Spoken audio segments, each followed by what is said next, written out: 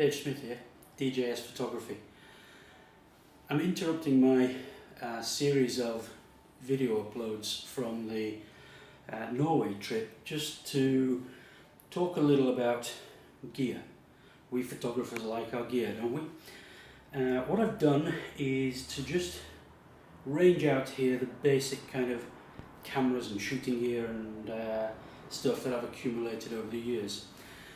I did want to put the Nikon D800 over here and show you that as well, and I got a little Handycam camcorder thing to do this video with, but it's just not up to the job, so I've retired that. It was the thing that I borrowed, and I'm filming this on the Nikon D800, which has the Nikon 14-24mm lens on the front of it. And in terms of digital, that is the lens that I use for the vast majority of my shots. I love it. It's a really classy lens. But if you've watched my previous videos, you'll know that I'm coming to something of a departure in my life. My intention is to work at my job for the remainder of this year. I have a great job. I'm a teacher of physics in international high school. I also lead the science department there, and truly tremendous job. I love it. But I've been at teaching for around 30 years, and I really love photography, and you can see from all of this. I've spent a lot of time and effort teaching myself photography really at a fundamental level. The black and white, fine prints, the handmade palladium prints, carbon printing, all these historical processes that give wonderful, wonderful images. And all of that has really helped with the digital stuff as well. But I am at this crossroads. I've kind of decided that I'm going to quit my full-time job. I have savings that will keep me going for around 3 years, I guess. And what I really want to do is to travel, and I want to take photographs along the way. And I really like the sort of grand scene, the big landscape, the big skies, and so this is where I'm heading. So it's causing me to spend some time reevaluating what I want out of photography, what kind of photography I want to do, and therefore what equipment I need to hang on to. And it occurred to me that it might be interesting to my YouTube viewers to sort of get involved with this just a little dust there. Get involved with this consideration as well. So what I've done here is just to bring together the kind of shooting gear that I use. I'm going to talk through some of that and start to consider some decisions that one might make. And one of the things that's in my mind is to switch to the mirrorless systems. A lot of people are going that route, and it's been something that's been around for a little while now. I think these are systems that are maturing well. The systems that are of any interest to me are the Sony and the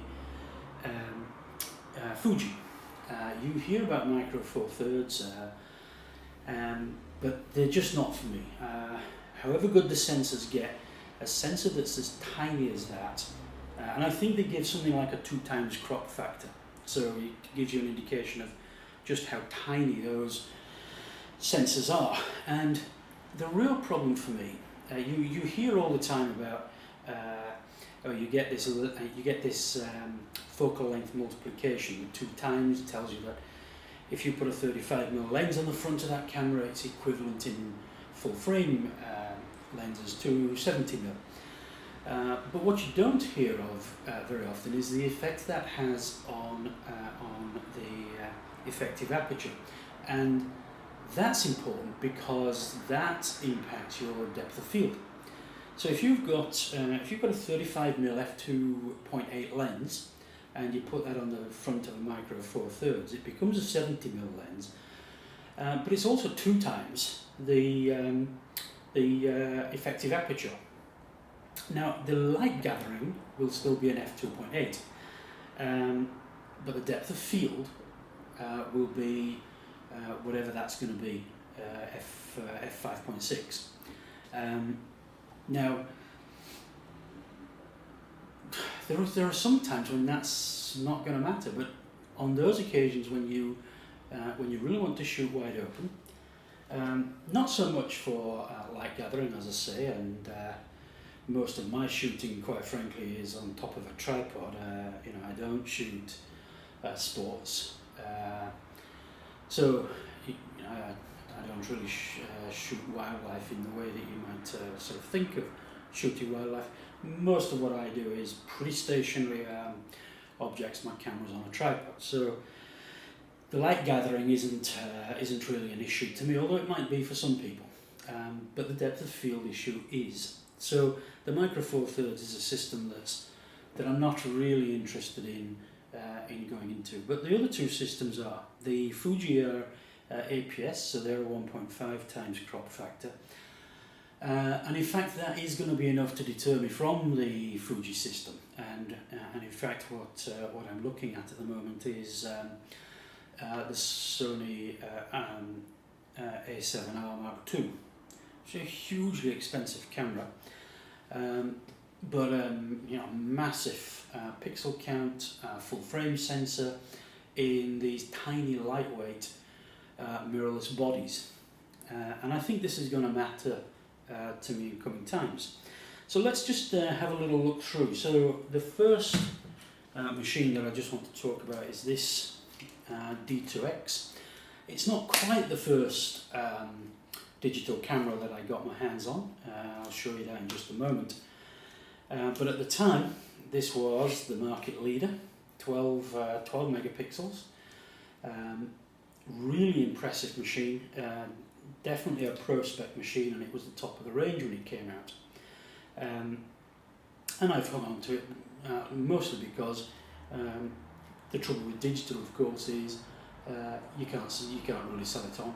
It depreciates to such a huge amount. I don't remember what I paid for this when I bought it, but it might only be worth I don't know, 300 or 400 euros now. But it's a weighty beast, and that's kind of my backup body. Beautiful machine though. I really liked shooting with this, and sometimes, very occasionally, still do. So I have the D2X now. I've picked that up off this aluminium case, and I'll come back to the aluminium case presently. So the D2X is a camera. In this bag here is the first camera that I ever bought. I don't really remember when, but probably about 15 years ago. It's a D70, not a D70S. This is the Nikon D70. Didn't really want the D70. It's only a 6 megapixel camera, but the release of the D2X was being postponed and postponed and postponed, and in the end I decided to jump into digital with the D70, so I went out and got that. Once the D2X was released, I then sent this to the States and had its IR filter removed. So this is an infrared enabled D70, and for a long time I had real trouble with the images out of there, and I solved the problem really by treating them always as black and white, which is, it's no bad thing. The infrared rendered in black and white looks amazing. But in recent times, I've resurrected this camera. This was just in my bag for a long time, but I've resurrected it because I came across some ideas about shooting infrared, and the idea of channel swapping and getting faux colour, and those images can look really spectacular. However, and this is the real kind of trick, Photoshop can't properly read the custom white balance that you need for this. So when you put the infrared images out of this through Photoshop and you try to develop them in Adobe Camera Raw, either in Photoshop or Lightroom, it doesn't do a very good job of reading the white balance, and so that's really why you're left with switching them to black and white. However, here's the trick. If you use either Nikon Capture or Phase 1 Capture 1, they read the custom white balance perfectly. And actually I've been using Capture 1. Reads the white balance perfectly, you can channel swap and you get great images. So I'm really enjoying playing with that all over again. And I took that to Norway with me quite recently. Haven't processed those images yet, but I'm really looking forward to that. So that's very old, both of these very old digital cameras now, 10, 15 years, something like that. So that's another camera there, out of that bag. Let me just talk about these two cameras. If you've watched my YouTube videos before, you'll have seen these. This is the Wilderness 10x8, and this is the Cassiopeia 14x17. Spectacular. I really can't see myself ever getting rid of either of these two cameras. For the 10x8, I only have one lens for each, and I don't really think I'm intending to get any more. I might get the Nikon 450, which will fit both lenses, be a super wide lens on there. It'll be slightly telephoto on the 10x8. So I might spring for that. They're not cheap, but I don't mind the idea of just one lens for each. It brings a discipline to your shooting. And for the 10x8, I also have the old Kodak processor, so I can shoot the impossible film 10x8 with this, and that's something that I intend to do. It's a kind of portraiture type project I've got in mind, and I'm really looking forward to that. These two cameras, completely spectacular images, and particularly, well, either of them really as contact prints on palladium, have to be seen to be believed. So those are, that's kind of a direction that my sort of photography took for a long time. And I think you can just see on the floor down here a really old Bellows camera. This is a full plate camera, and I bought that to play around with wet plate, and I have messed about a bit with wet plate, but I don't on balance think it's going to be a process for me. So that's another camera there, another kind of system. In this bag here, I've also got the pretty old version of the 80 to 200mm f2.8 Nikon lens. There's a 70 to 200mm vibration reduction lens, and probably a Mark II version of that now as well. This is a really old lens, and frankly I see no reason to change. It is the images out of this are second to none, but it's really weighty. And you can see, just looking at that, that's a B lens. So that's from the Nikon system. I also have another camera. This is kind of a point and shoot. This is a medium format point and shoot, and that's kind of how I use it. It's the Fuji GX680. Don't use it that much these days, but I do like it. It's a nice machine. It takes crisp, wonderful images.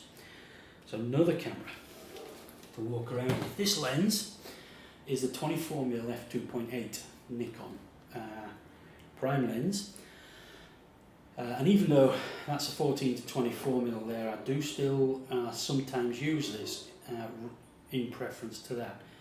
And you can see one reason why. It's tiny. A beautiful lens. So let's pop that over here. and I think that's about it in that bag there, and put that lens back in. I'm going to mention this camera here. This is a wonderful camera. Again, I don't think I will ever get rid of this camera. It's Polaroid 600 SE with, I think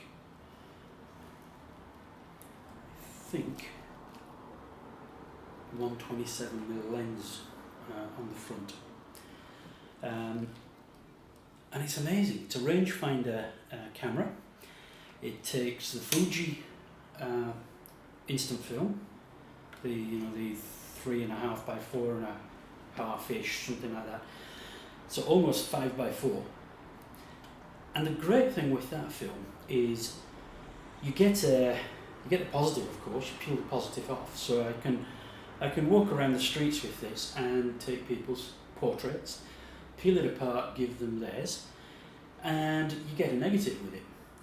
A lot of people don't realise that they you get this black square thing that was the negative, but it's completely black. However, if you let that dry and then put a gel bleach on the back, you can remove that black backing, and you're left with a perfectly usable colour negative. And people love this. You walk around the street. Whenever I'm walking with that, I always get people coming up and asking about it. It generates a real interest. People enjoy it. And imagine just 3-4 minutes, give people a print to go away with. They love it. And you get and that I'm using that as a portraiture project as well, in exactly that way. Just taking portraits of people who are interested in having a shot done as you're walking around the street, just to record people and just to get people interested in the photography, and it does do. People are fascinated by it, I think, particularly in these days of digital. I really like this machine. So that's another one. I don't see myself ever being rid of that. Okay, so let's pop that back in there. This is the stuff for the D800 and the 14-24. The Pelly case, you've all seen before. This is the case that I keep my my Fuji GX680 system in. Here it is here. It's been out of there because, believe it or not, I fit this into this low pro classic tracker with the D800, with the 14-24, a 50mm and 24mm prime, and the D70 Infra Red, and a full set of leaf filters, all in that low pro. And the whole lot came in at under the carry-on baggage limit for the airline. But that normally lives in there. I have a set of 3 lenses, I have a high capacity battery. Could really do with more batteries if I keep that, but I'm pretty likely to sell this system. It's not really for a traveller. Even though I got it into there, I didn't get all the lenses, and although I could have, I could just as easily settle on that system and stick with film. It'll all go in that low pro classic tracker, and I think it will stay within airline limits, which is a real positive in my view. But that's not likely to be the route that I take. I think I am going to continue shooting film, but they'll be on these machines here. I'm pretty certain. So we're coming towards the end. Okay, so just winding up there. That's I got to the end of the time limit for the D800 on video, which is a little sad because that's 20 minutes. But there's a lot of gear to talk through here, and I haven't mentioned the filter system, which I'm really enjoying. But as I say, as my personal journey begins to change, I'm reevaluating all this gear and sort of asking myself, where is my photography going next? And I think it is going to be the mirrorless system, probably from Sony, almost certainly from Sony, if I'm being honest. I hope that's been of some interest, and you've enjoyed seeing this kind of welter of equipment that I've gathered and used over the last sort of 30 years of shooting. Probably not all here, if I'm being brutally honest, but certainly this stuff is going back 15 or 20 years. Thanks very much for watching, and once I've come to the decisions, I'll do another video and let you know what the outcomes were. So bye for now.